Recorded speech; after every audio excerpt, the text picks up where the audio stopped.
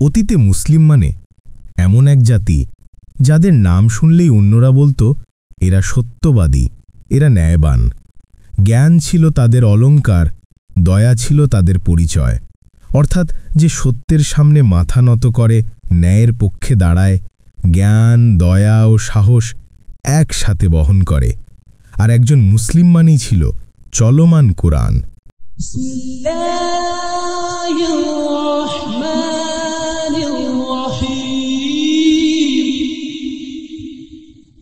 আর আজকের বাস্তবতা, আজও আমরা নিজেদের মুসলিম বলি, আর সত্য হলো আজ অনেকেই নামের মুসলিম, কিন্তু আমলের মুসলিম খুব কম।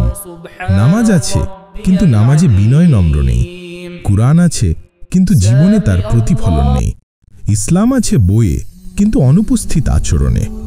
মানুষ নামাজ পড়ে হাতে সময় হলে, নিয়ম করে, হয়তো জামাতে গিয়েও দাঁড়ায়, বাহ্যিকভাবে সব ঠিকঠাক মনে হয়, রুকু, সেজদা, তিলাওয়াত সবই হচ্ছে।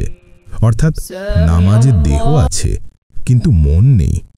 জিহ্বা বলছে আল্লাহু আকবার, কিন্তু হৃদয় ভাবছে অন্য কিছু। মাথা সেজদায়, কিন্তু চিন্তা বাজারে, মোবাইলে বা দুনিয়ার কাজে। রোজা আছে, নিয়ত নেই। দাড়ি আছে, জ্ঞান আছে, কিন্তু বিনয় নেই। তাই প্রশ্ন জাগে, মুসলিমরা সব গেল কই? হায় আল্লাহ, তারা কি হারিয়ে গেছে? না, তারা হারিয়ে যায়নি, তারা আছেন। বরং তারা ঘুমিয়ে আছে, অবহেলায়, দুনিয়ার মোহে আর আত্মিক অন্ধকারে। তাহলে এর সমাধান কি? এর সমাধান হচ্ছে তাদের জাগতে হবে আবার কুরআনের আলোয়, সুন্নার পথে, আল্লাহর ভয় আর ভালোবাসায়।